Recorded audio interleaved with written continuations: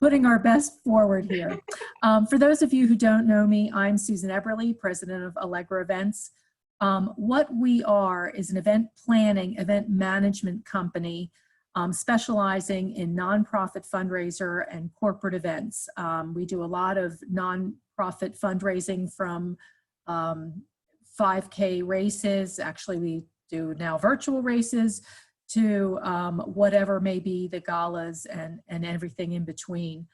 We also plan 5-day conferences nationally for a client and working with them for their breakouts and their food and beverage and, you know, putting the whole conference together. As well as corporate meetings, celebrations, key date, it's our 150th anniversary kind of thing. What we are not wedding planners. We let that for the experts. So that's who I am. I'm going to let Christine introduce herself. Hi, everyone. It's so great to be here. I most recently was in the nonprofit world, so I get where you're coming from.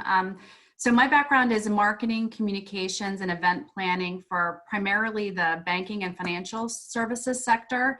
And like I said, most recently, I was at international nonprofit Horizon Empower the Orphaned, which some of you may know because it's based in Lancaster, Pennsylvania. So like I said, I've had to deal with small budgets. Sometimes I was the only person on the event committee. So I'm hoping that we can sort of take that sort of context and really work together and give you some real ideas today that you can take that and utilize in your organization. So enough about me. I'd like to get to the next slide so we can get started. So again, it's great to be here. So I want everybody to take a collective sigh, take a deep breath. We're in this together. The disclaimer is Christine and I don't have all the answers. There is no rule book. There is no, here's your how-to during a pandemic, how to come out of it. We just work together. So take a deep breath. And the question of the day is, how are you? How are you feeling? Feel free to use the chat to let us know. Are you frustrated? Are you whatever that may be? And Danny can tell us how everybody's feeling there. For me, everybody's like, oh, I'm okay. And the pat answer is, oh, I'm fine. So I'm going to give you a new definition of fine. I'm fine. Fed up, insecure, neurotic, and emotionally constipated. That's the new definition of fine. I hate to use the word new normal. There is no new normal. We're in a new world. We're in a new day. And all of us have to make the most of that each and every day. So, Christine. Yeah. So Fern says she is optimistic, and Melissa is saying she is untethered. So I like how these people think. So our goal today is really to just offer you hope and let you know that you're not alone. And even though we don't have all the answers, we're going to give you some really good thought process on how you can take some sort of tactics and tools to your organization. So first, we're going to begin with discussing sort of the current state of affairs, which seems to be changing ongoing. We're going to show you how to evaluate your option. Do you cancel? Do you postpone? Is it some type of a virtual or blended in-person event? And tips and ideas and resources that you can use in your own organization. So if you know Susan and I, we really don't believe in a cookie cutter approach. We believe every organization has their unique needs. And so we want you to help you identify that so you can have your event stand out. And then we're going to do the typical breakout session and Q&A as well. So we're going to start with a poll. Danny, if you want to launch that poll to see where everybody is at the moment. Have you canceled an event due to coronavirus this spring?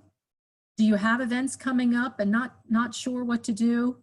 And have you ever coordinated or held a virtual event? We'll give that a couple seconds and I'm not going to vote, so I won't skew the results. And when, Danny, you see we did that, if you want to share the results with us.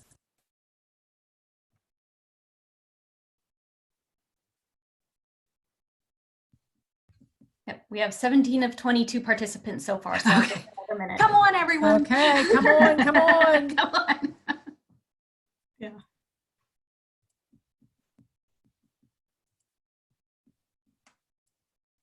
I decided I am going to vote, just so. All right, just a few.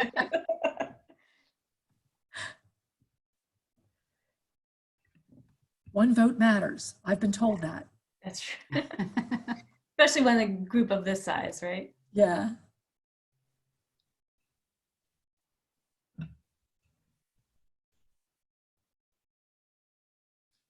Okay, so if the two of you aren't voting, I think we can close it. Okay. Okay, so here are the results. All right, look at that. No surprise.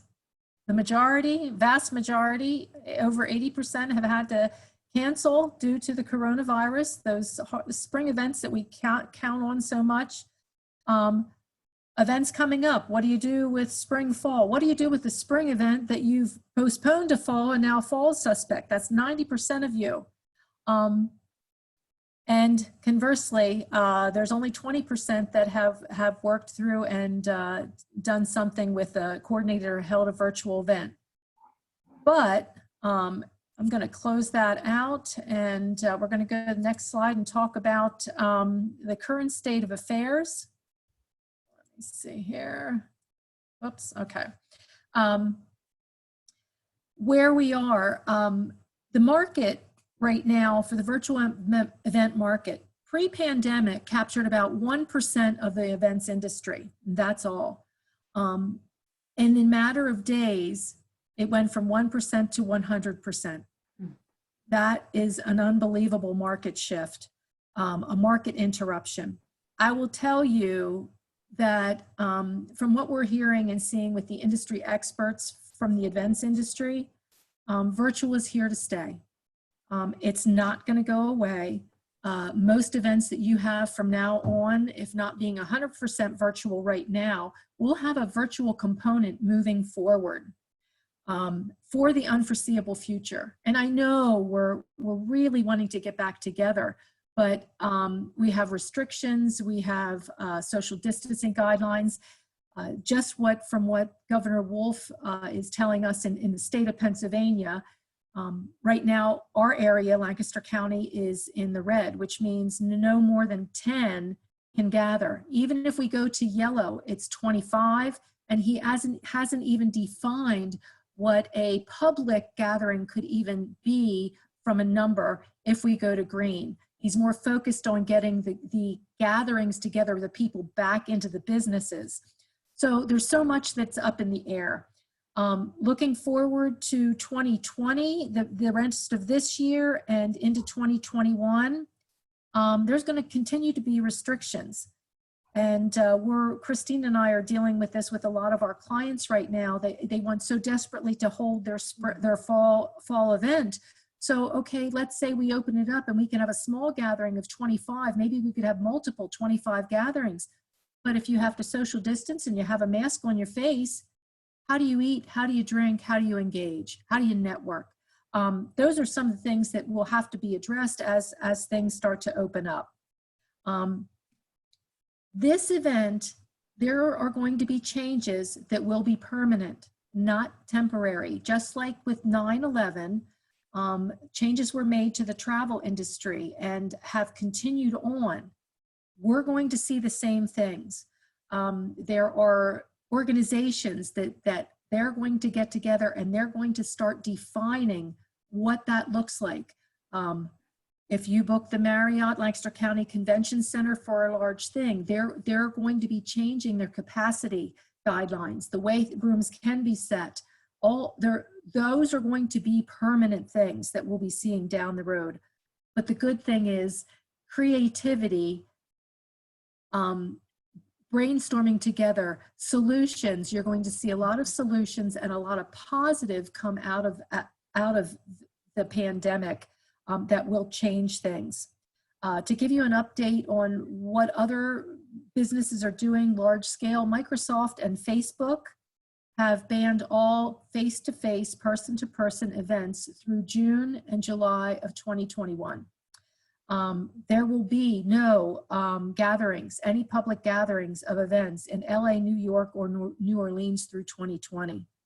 So as we look to our gatherings, whether it's just a couple, whatever it may be, 100 people, 200 people, 500 people, what makes us think that we're going to be able to get together? So like Susan shared, she sort of told us the state of affairs. So, so now what? That's really the question. So we want you to challenge you to don't cancel, but to go virtual. Most fundraising events, like a gala or a race that she talked to, if you're used to a silent auction or live auction, can be transitioned into a virtual event with a little creativity and planning. So most of us we're sort of hoping for hybrid. We're hoping for that person connection at whatever varying degree that might be in an in-person, but we're going to plan for virtual. So we're going to parallel plan. So what exactly is a hybrid event? So a hybrid event is a blend of either a program or an event or an auction that is live streamed or broadcast out to your audience, either in a limited in-person event like Susan's talking about it at a venue type of thing, or what we term maybe watch parties, whatever it might allow. It could be a watch party of 25 if we're in the yellow phase, or larger, hopefully in the green phase. So whatever those guidelines allow. A totally virtual event is pretty much just a live streamed broadcast event out of your program. Sort of similar to what we're in now. You're in your home, we're in the red zone. We can't really congregate it's completely a virtual event. So either of those scenarios, again, we can talk about what would be best for your organization, but the key is that we really want you to focus on your why and create an engaging experience with your donors. So we're going to show you the how later, how to produce either this hybrid or total virtual event a little later. Thank you, Christine. So like anything else, you kind of have to go back to the drawing board and you have to evaluate. Christine says go back to the why. I know you want to raise funds for your mission, for your organization, but why this event? What is it about this event? If you can't just take a live event and make it virtual. There's changes, which we'll talk about a little bit later, that need to take place, the format, the pace, all those kind of things. But go back to the why. Is it for networking? Is it to donor engagement? Is it to get the word out? Is it to share a success story? Go back to the why and laser focus on that. And that will help to build to what will be a great virtual event. Take a look at what venue and vendor contracts do you have in place if you have an event in place, say in the summer or September. How do you unwind that? What are the cancellation policies? I don't want to get into the force majeure clauses and how they're ineffective and that kind of thing, but you need to enter negotiations to unwind what is in place in order to go virtual successfully. Look at the budget, rework your budget. Who are your current sponsors? I will tell you that we have seen for those spring events that went virtual, not one we have not heard, and we've worked with a lot and partnered with a lot of other people. They kept all their sponsors. None of their sponsors bailed on them. So if you have sponsors in place, now's the time to reach out to them and say, hey, we're going virtual, and we hope you are on board with us. What are your hard costs to go virtual? If you get out of your venue, if you get out of whatever, What hard costs do you have? You'll find those are reduced. So those savings that you don't have to pay for food and beverage, you don't have to pay for the venue, then you reallocate those funds for the virtual event. So you don't, depending on, we'll talk about ticketing later, ticketing pricing. You have to take all this consideration and see how it hangs. You go back to the beginning, do a cost analysis, but you reallocate whatever savings you can, or at least a portion of them, for the production support, where are you going to produce this, and to secure a mobile bidding and event management software if you are looking at raising funds through something other than a donor page, whether that be your live auction, silent auction, raffles, wine pool, fixed priced items. You can even do a live appeal. You keep that your auction person would be part of the production. You can capture all that and do all that in a virtual environment. Those are the things that you have to think through. It helps. You have to review your options, you rework your budget and fundraising goals, and you analyze what your revenue stream would be if you go virtual. You may lose on the side of ticketing, but what you gain in doubling and tripling your reach, there's no boundaries. You have no geographical boundaries anymore. You have no capacity limitations on who can join. It's 100% accessible.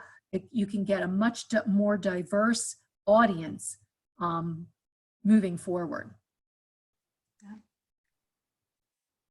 Okay, so we evaluated our process.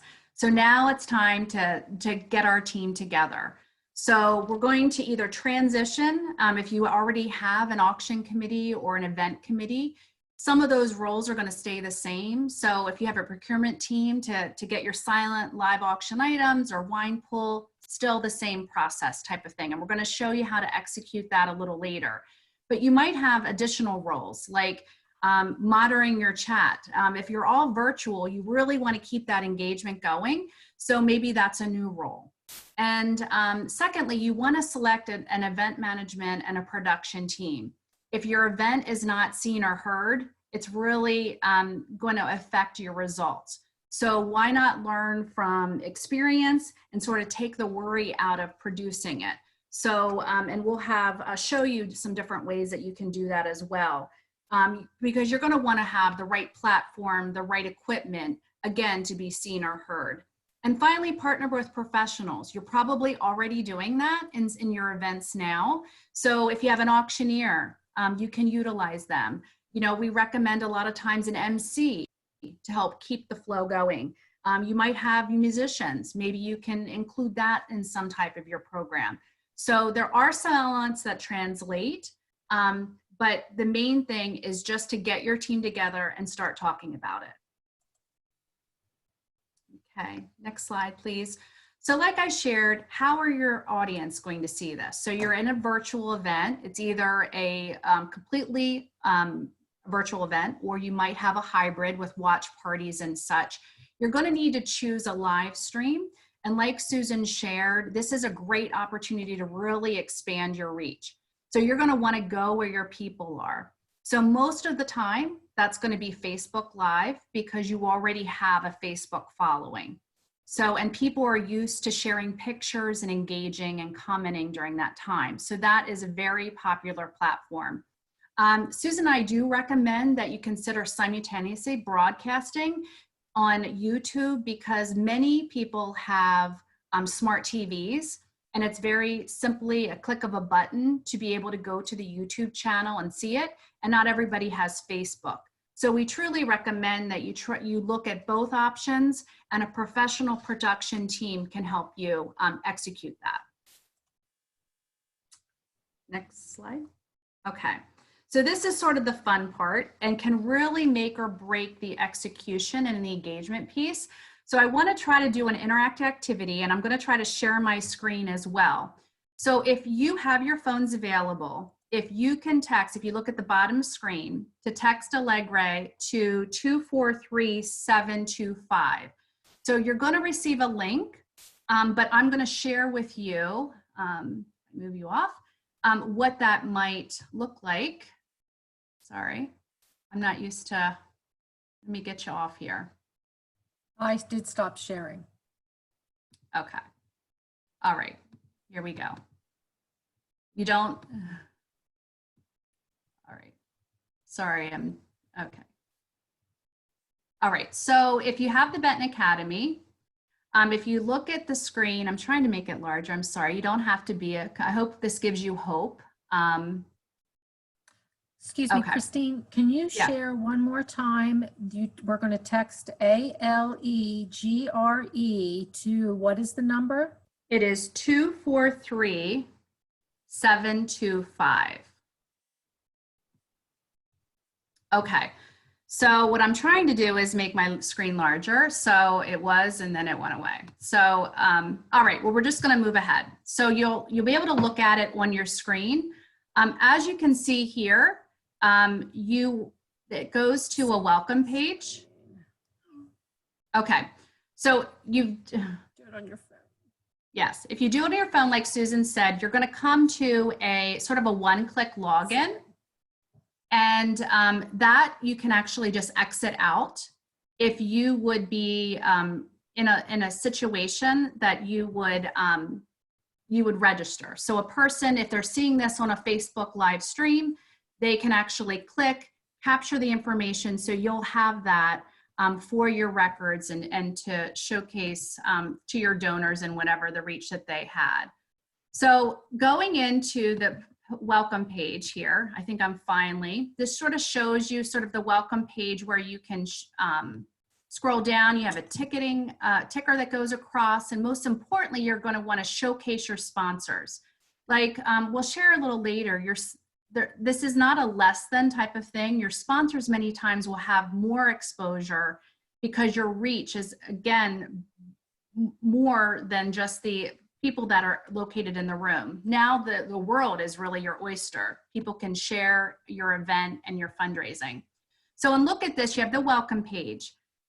All your ticketing is together. So whether it's a free event or if you offer a ticketed event, more of a VIP where you offer some type of benefit of why they would purchase, that can go here. Your auction items, again, visibly by online. So I'm just going to try to quickly go through because we want to get to your questions. Here is some just silent auction and raffles together. You see raffle tickets to Disney World, maybe not as popular right now, but like for example, this is an Apple Pad Pro, and you can see here to the right, it shows the value, a starting bid, what the current bid is, and you can have a buy now feature. You can do your wine pools, you can do your auction.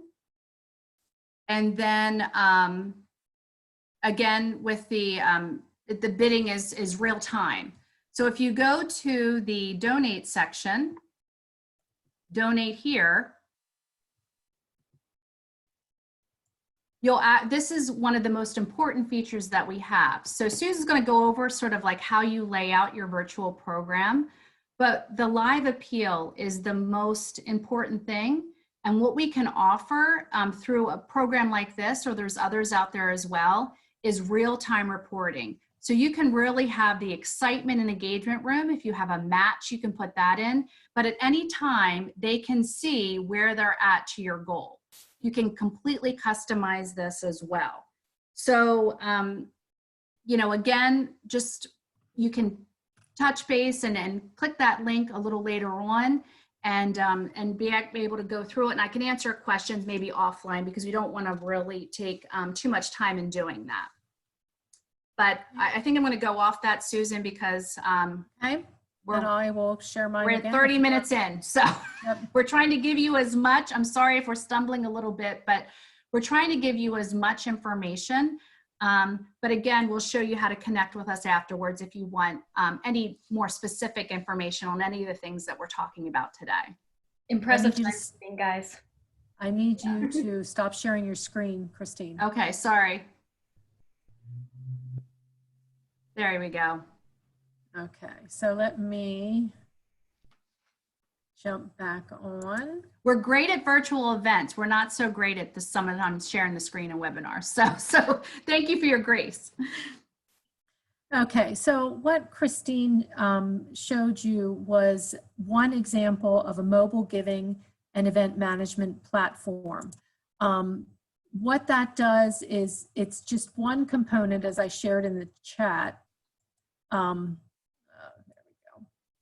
that allows you to capture and engage your audience and maximize on all the different pieces of a virtual program.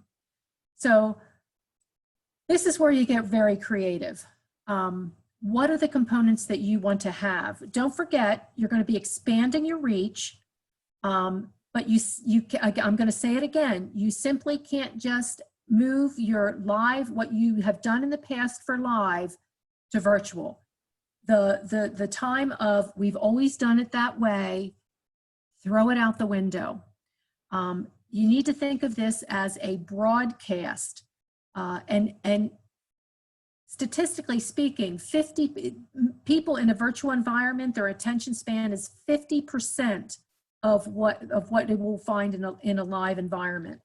So we've already lost 50% of you, but for your program, the buzzword of the day is dramaturgy. What you want to do is create drama, build a program where you have people, you get them engaged before, you bring them into, get them excited, you get them engaged as they enter your program, virtual program, and the program has to build over that time, leading with a high note. The program length, 1 hour. So content is condensed. What exactly is the message that you need to get, the mission, the message to your audience? They're not going to want to hear, I know everybody has a fantastic mission, but nobody's going to listen to anyone talk for 20 minutes, a mini sermon about what's happening. It's just not going to happen. If you have a silent auction, that can be opened days ahead, depending on how many items you have, which is a great way to get people engaged already and excited. And then you close the auction during your virtual program. Some of the things that you need to keep in mind, this happened to me. I was watching a virtual program, and let's talk, I'm going to skip here, split screen technology. So you're seeing us on one side and then hopefully, and then the PowerPoint on the other. Split screen, it's more engaging if you can see what's being projected and also see the speaker. So and another thing, when you do your live broadcast, you can have your MC speaking and going through a PowerPoint slide that's thanking your sponsors. The speaker can say, and now we're going to go prime this video, and then the video comes big screen. There's a lot of components that go into that. But one thing that must happen all the time is that donate, text whatever your keyword to this number, or here's your link to go to give, must be up at all times. I watched a fundraising event where they had the scrolling PowerPoint, up came the slide, here's where you go to do it. Next slide came, I didn't write it down. I had to literally wait till that whole slide deck went through before I could find that. That's an awful lot of work. You want to make it as easy, as seamless, and accessible as possible for people to give to you. For MCs, it helps if someone has broadcast experience.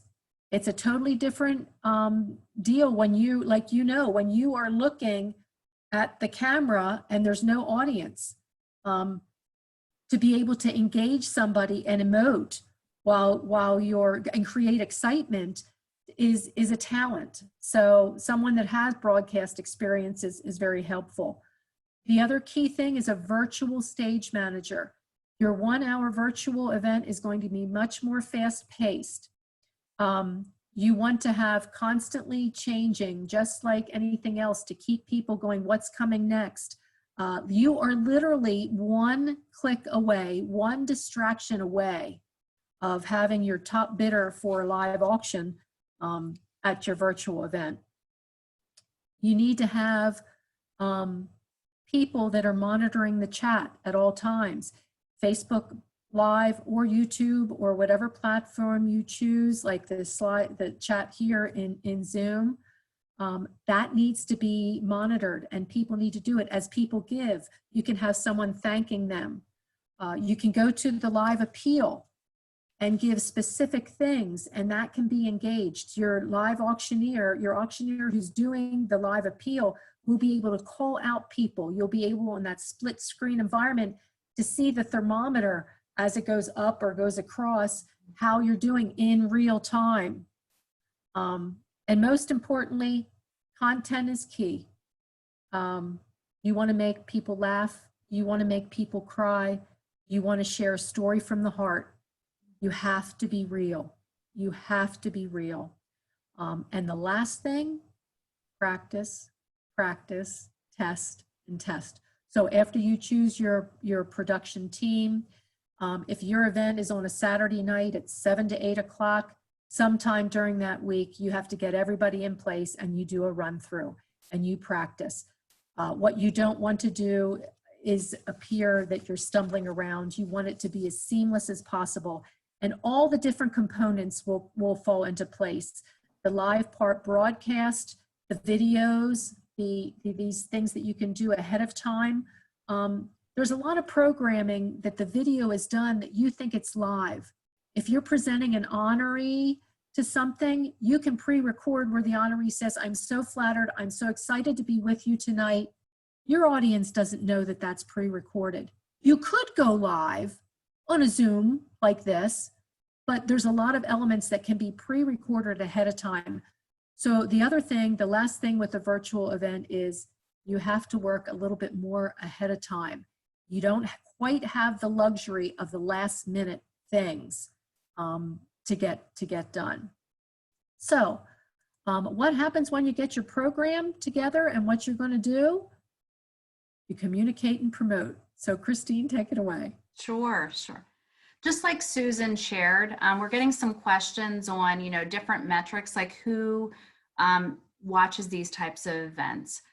People that love and support you, you're really wanting to engage, inspire, and build community. All the rules are gone. You're, again, like we keep sharing, is there is no in-person limitations. There's no geographic limitations. You're sharing.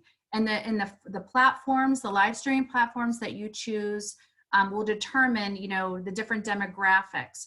But again, just to reiterate, you want to go where your people are and make it really easy to communicate and engage with you. Remove all the barriers. That's why that keyword, customized to you, is so important.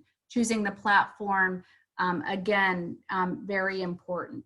So after you sort of got your team together, you're ready to promote, you're going to announce whether it be a digital invitation that either transitioning to a virtual event, or just go out of the gate. If you're in that beginning stages of planning, just really go out of the gate that you're going to take this virtual and how you're going to do that, and really build the excitement and anticipation for your event, because people are craving for engagement and communication. That live hybrid event, having that ebb and flow of communication will just really set yourself apart. You're going to create a hashtag, an event hashtag. So in all these social media channels, you can actually click on that and see all the different engagement. Have some fun with it, and have maybe incentives for people to share their watch parties or their pajama party if they're watching it at home. With just try to have fun with it. You're going to utilize your volunteers and sponsors and board members and donors to, again, get the word out, to really share through social media, to invite their personal contacts, and then also maybe ask them to host some watch parties. So if we can have like 25 in a group, they can have it in their backyard for a barbecue, or in their home, or maybe at a local restaurant, and support a local business. So just, imagine what fun that could be. And then through a platform. That's why we sort of recommend really evaluating what auction and event management platform you can use. You can set up all of your automatic text and email communications, because what some of you may be feeling is a little overwhelmed, going, okay, it's me and my friend here and some volunteers, how are we going to do this? So by automating some of that stuff, you don't have to, so you're continuing to promote and announce, we're a day away from, our live main event, or, the silent auction is closing in 30 minutes. You can build those things in, so it's not so overwhelming that you have to do in real time. And again, we talk about the social media monitors. It's nice to be able to thank someone and congratulate, thank you so much, Mary, for your donation to our cause during real live, because they feel recognized, and not that it's just a stagnant type of event. So some creative ideas. Real quick, ticketing cost is very tricky.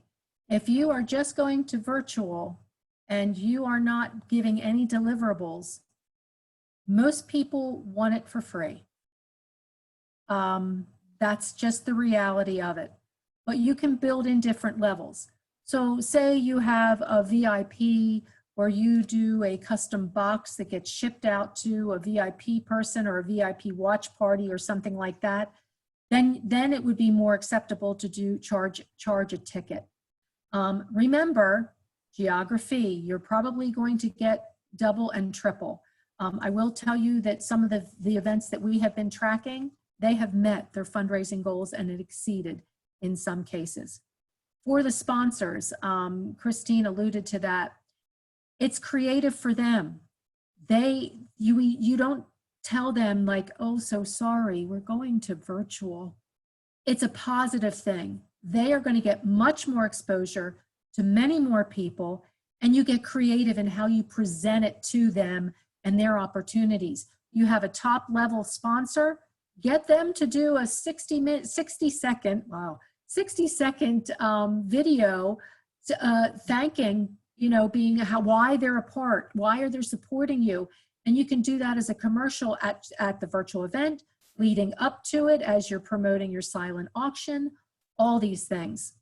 So swag bags, you could do anything from collateral where you send a ticket to attend that is just piece of paper, to wine and hors d'oeuvres. I mean, it's the creativity, anything, it's endless. You could actually have a live broadcast, live music from your production location, or live music from a virtual location for a cocktail hour. Gamification is huge. A lot of times it's used for conferences, but it's now being used virtually. You can have an escape room depending on the number of people, virtual trivia, virtual scavenger hunt. All these things are possible. Incentives.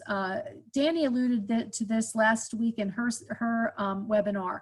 Have a 300 club. That's the magic level for donations for 2020. If you reach the 300 level, you go into a drawing to win some item, and then you get people. Or if you take a picture of yourself with your friends watching the event and post it on Instagram, you go in for a drawing that will be drawn, and here's the prize, a large screen TV, whatever you can come up with. And then now you have to deliver your auction items.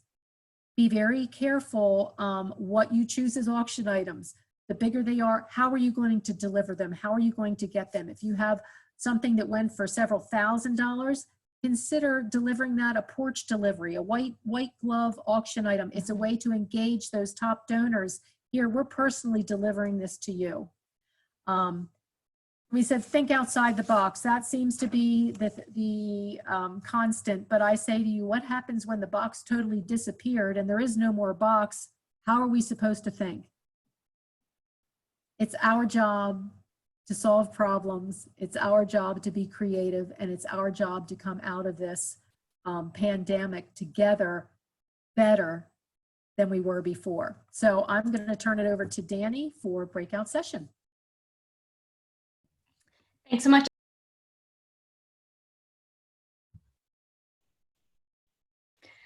Welcome back, everyone. I hope that that was a productive conversation for you. If I'm recalling the order of events, now's Q&A time. Is that right, Susan, Christine? Yes. Yeah. Okay, great. So I'm going to monitor the chat in case people want to ask it that way. But if you also just want to unmute yourselves and ask it to the group, I'm sure Susan, Christine, and I can manage that as well.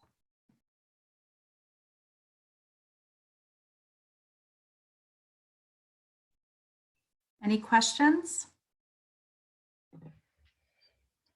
Great, How are y'all you have it feeling? figured out. Yeah.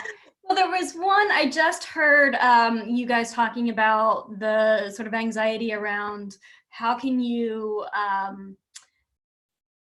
show the, put the sponsor's name in lights if you don't have the normal tools from previous years, and how do you invite sponsors to join this new venture when some of your standard ways of engaging them aren't options. And in addition to the creative thinking around what else can you do that's new and fresh now, and so you're not if you can't do what you have always done, you can come up with some new opportunities. I would also just encourage you to remember that sponsors do like to receive recognition for what they give, but they're also giving to you because they care about the mission and they care about the people. And so the recognition is the byproduct, but they wouldn't be making that donation if they weren't already engaged in who you are as an organization. So don't be fearful in going back to your longtime sponsors and asking them to support you in this moment, even if it's not business as usual. I mean, most people are good-hearted and get where we all are right now and will be likely to respond well to that request, even if you don't have the same splashy options as you might have had in years past.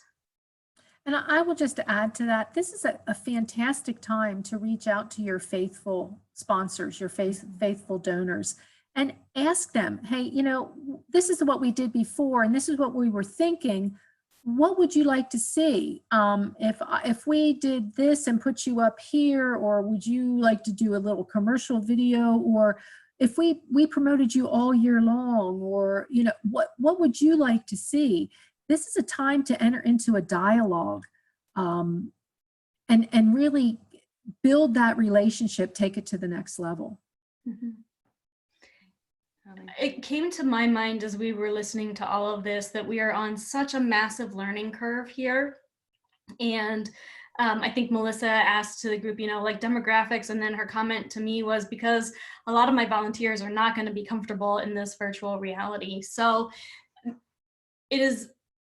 it could be the right time to invest some resources in bringing experts like Christine and Susan on board to cut through some of that learning curve or cut through some of the messy decision-making activities that you have to do.